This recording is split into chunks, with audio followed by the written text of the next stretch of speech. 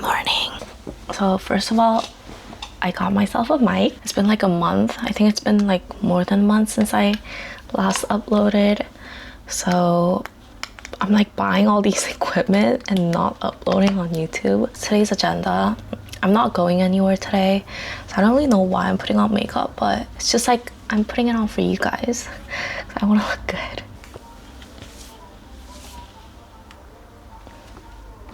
The face that I'm seeing like in the mirror right now and like what I'm seeing in the viewfinder is so different. So yesterday I went to watch Jujutsu Kaisen in the theaters and it was out yesterday, so I got to watch it first thing.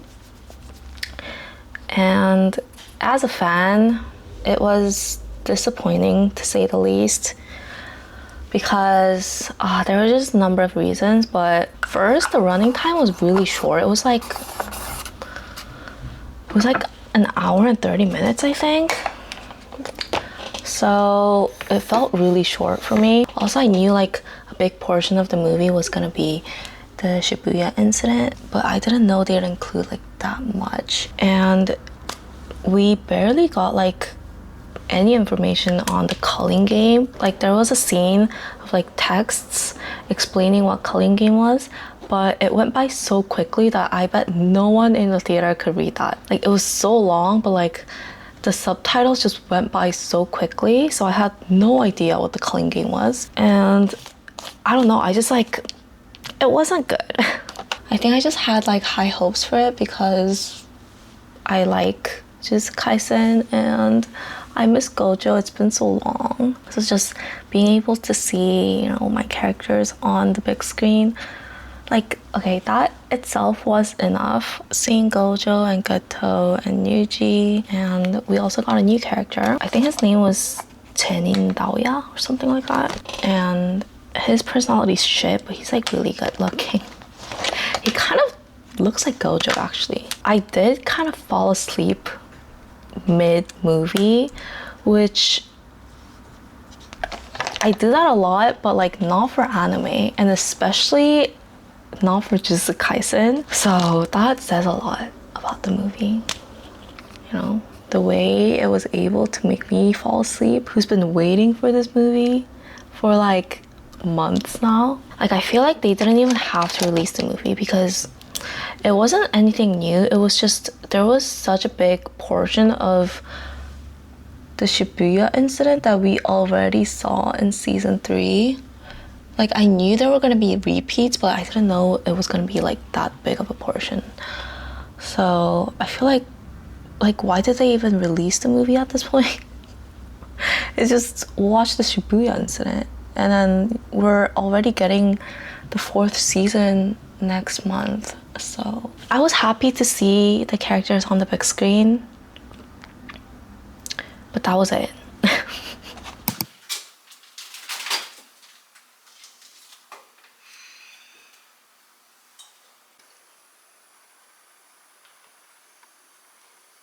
For lunch, I'm gonna make natto rice, and I have like leftover spinach soup and some LA galbi, so I'm gonna have that. And then I have silk tofu, and I want to make like a little tofu dish with this. So that's what I'm gonna have today. It's like kind of Japanese inspired, Korean. It's like a mix of Korean and Japanese.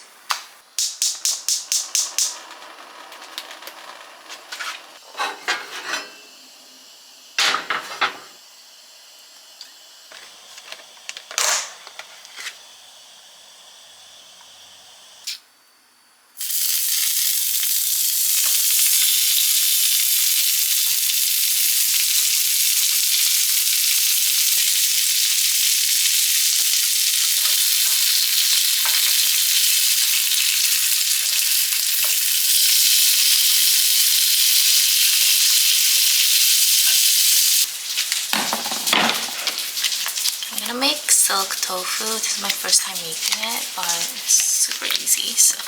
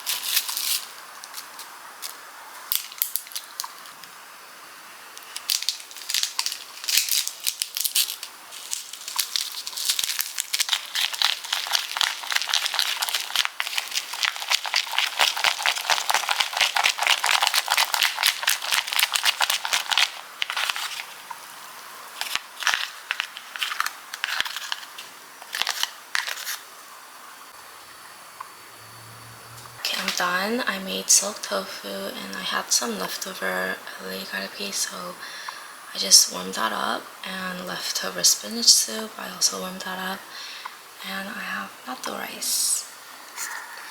잘 먹겠습니다. 放戦力には壁がある。あの日からずっと強くなることばかり考え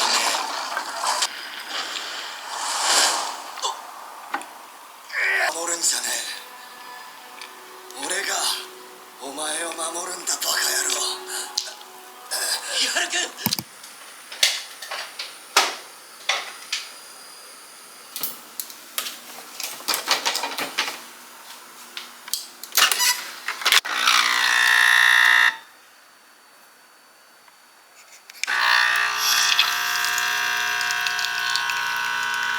So I just finished the dishes and I'm gonna make coffee now.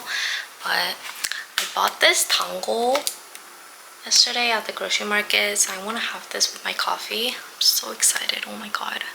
I don't know if you guys are into dango. I really like it. It's hard to find these and they're really expensive. They're mitarashi dango. They're like soy sauce based and it's so good.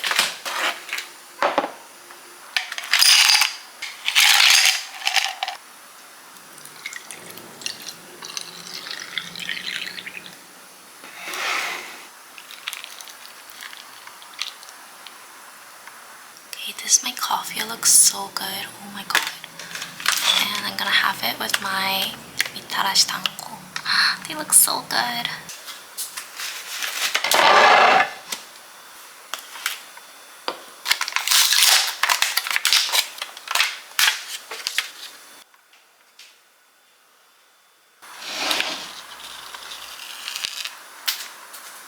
So I was drinking my coffee and having my dango, and I realized that I probably should have filmed like an ASMR with this because it's mochi and I've always wanted to try it. And I have one left, so I want to do that. Okay, it looks like this. Okay. This specific dango is called mitarashi dango, I think. Mitarashi dango. I actually never had dango, like real dango in Japan, so I've only had like store-bought dango like these. So I really like these, but I'm not sure if this is like a good dango or not because I don't have any other comparisons. I want to try like a mukbang ASMR, but I know a lot of people don't like those, so if you guys find those annoying and disgusting, you can skip this part.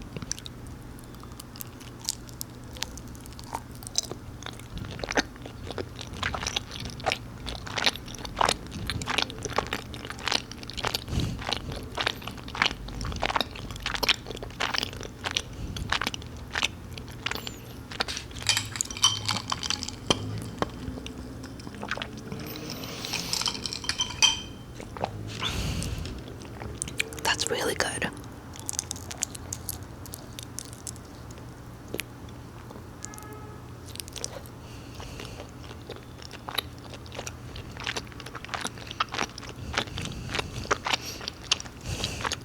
I'm in bed now and it's already very dark outside, and today went by so quick. In my last vlog, I talked about wanting to get to know you guys better and kind of wanting to connect with you guys, and I think a way to do that is to talk about my personal stuff so that you guys could get to know me on a personal level and not just like surface level things. And I want you guys to feel like we're friends. And also I've asked you guys in my last vlog if you guys like the talking portion, and a lot of you guys told me that you guys like the talking, so that's what I'm doing. And I've been thinking about what to talk about. I've contemplated a lot on sharing this online. When I watch vlogs on YouTube, I love hearing like dating stories. Maybe you guys like don't care about that, but it's like, I think it's the most interesting to listen to, so I thought I'd share something, you know, related to that I've been going through. And I doubt he's gonna watch this, so I've been single for almost 3 years, and my last relationship lasted 4 years, and after that I've just been single. But I've been single, but like obviously I've been dating, and I've had situationships and like casual dating, and I've had people that I've liked, but it was, nothing concrete. So I've been single for 3 years, and I think mostly it was because I'm just naturally not really, it takes a lot for me to be physically attracted to someone. There's that. I mean, that's like the biggest reason why, because I feel like there are so many beautiful girls, but not enough beautiful guys. Like, I think men are just like ugly. I think it's so sad that I'm straight. There aren't a lot of hot men out there. Like, let's be real. Like, a lot of them are ugly. And so it's really hard for me to find men that I'm attracted to unless they like go out of their way to love bomb me and get me to like them. I think I've met maybe like 3 people in my life that I've been like physically attracted to from the start in my whole life, which says a lot. That being said, very recently I started seeing this person. This was like last month. Yes, last month. So this was very recent, guys. It's very fresh, okay? So I started seeing this guy. We, on our first date, when I first saw him, I was immediately like physically attracted. I thought he was so hot. He was very tall, and just like his whole like build was my type. Like, it's just physically he was very my type, and I liked it. Okay, I liked how he looked. And he picked me up and he brought me flowers, and it was just like, it was great. I was happy. And he told me what he does for a living. This was like my breaking point, because I don't think I should like tell you guys what his job is because it's so specific. But when he told me what he does for a living, I think I low-key fell in love, because his job was, first of all, it was so interesting, and I've never met anyone with this job. As in him, it's like a job that you would only see like in the movies. So I was like, whoa, like it's like a very like masculine job. And so I was immediately wowed and very interested. Okay, and on our first date, I could tell that his personality, he had a very like quiet and reserved personality. He had this weight to him, and I like men like that because I don't like yappers. I know some girls like yapper boyfriend, but I don't find it attractive. I hate talkative men. So I liked that, and I found that attractive. And I guess he felt the same, because he asked me out on a second date immediately after, and we started going on dates consistently after that. And we started, texting nonstop, and everything was going great, right? But I think if I was younger, there wouldn't have been any problem, and I wouldn't even have considered like these to be an issue. But now that I'm older and I know myself, I know what I need, I know what I can't handle, like I know what kind of person I'm compatible with, I just couldn't just focus on like my feelings. I had to make sure that our personality was compatible. And there were like about 3 things that I've noticed, as in like personality thing, that I noticed wasn't gonna be compatible with me like from the start, because I've been with someone with that personality trait, and I already have experience of it not working out because of it. So I knew very early on with him that it wasn't gonna work with me. It wasn't anything, it wasn't like a red flag, he didn't do anything wrong. It was nothing like that. It was just a personality trait that wasn't compatible with my personality trait. And I noticed that very early on. And so I had to make a decision whether to continue this and pursue this and get to know him better, or just stop early on, because, knowing it's not going to work long term, what's the point, right?